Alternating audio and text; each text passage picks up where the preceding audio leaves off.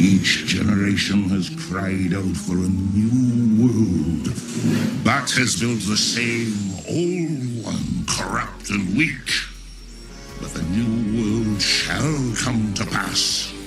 I will purge the earth of these benighted humans.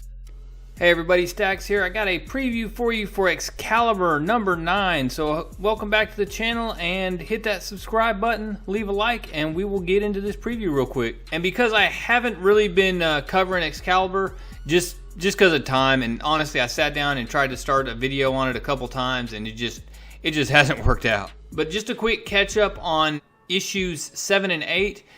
Apocalypse sends Excalibur on a mission to get the skulls of the werewolves that happen to be conveniently located in the London Zoo.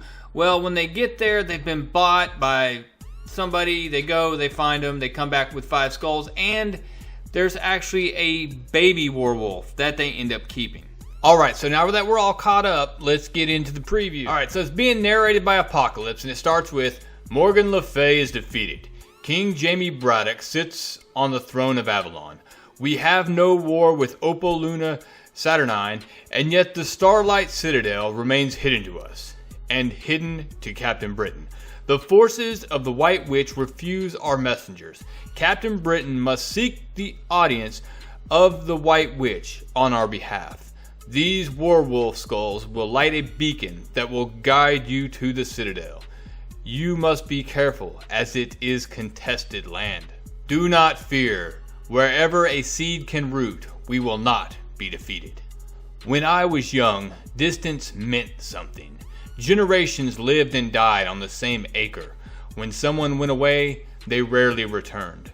Krakoa makes it so mutants may never know distance again. Nothing can keep us apart. But Krakoa is only half of a whole. Forever longing, and I made it that way. It was brutal and bloody. I did it because I was the only one who could. Only I could have sent my 4 finest warriors into reddest hell, and worse than asking them to die for me, I asked that they live, fighting eternally. And Gambit looks over and he's like, "You want me to thank you?" He's like, "No, I want you to do something for our people. To protect this era we have built for ourselves, I would stop at nothing, Excalibur. And neither should you."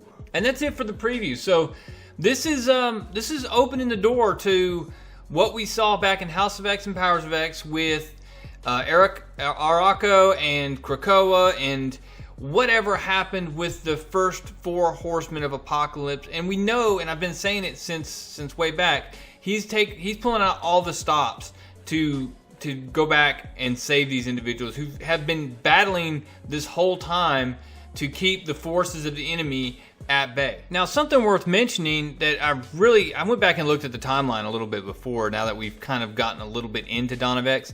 If you go into the 9th life of Moira and Apocalypse actually went back and rescued the first Horsemen and return them to Earth in that timeline, which I thought was pretty cool. Anyways, I really do think it's going to be interesting because I feel like Hickman is just like what's going to happen with 10 of Swords, X of Swords, whatever you want to call it. I think Hickman is still putting the pillars in place there, and Tini Howard is just trying to build around it.